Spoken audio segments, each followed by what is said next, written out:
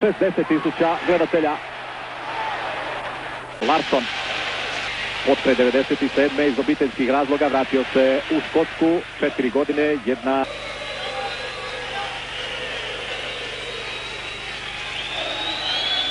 podrške. Zaslužili su sve pohvale za žrtvu koju su donijeli svojim dolaskom u Glasgow.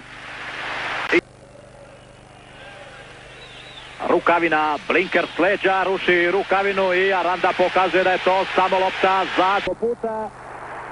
Da vidimo Prosinečki i to je bilo guranje s leđa.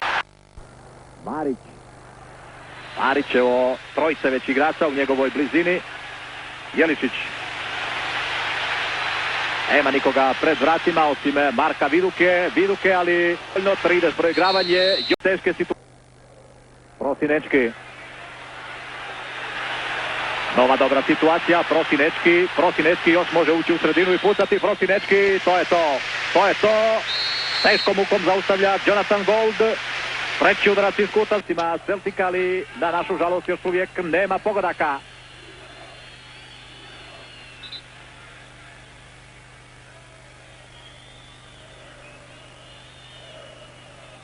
U 16 metara Prosinečki.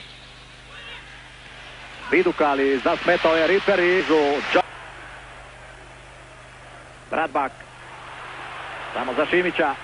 Jer uz Prosinečkog je Viduka koji ima također vrlo dobri udarac. Viduka i otišlo je.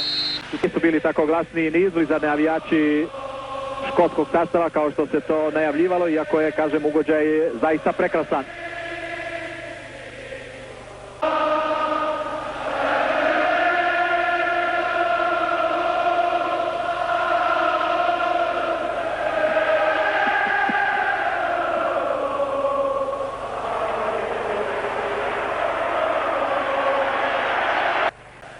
Pred vrata Marić, pa Viduka, krasno se okrenuo Viduka izvukao je Stapsa. Viduka, Prosinečki dolazi iz pozadine Grede iz daljine da malo omete koncentraciju Golda. Prosinečki i 90-ka i Greda i kakva sreća na strani zeleno-bijelih.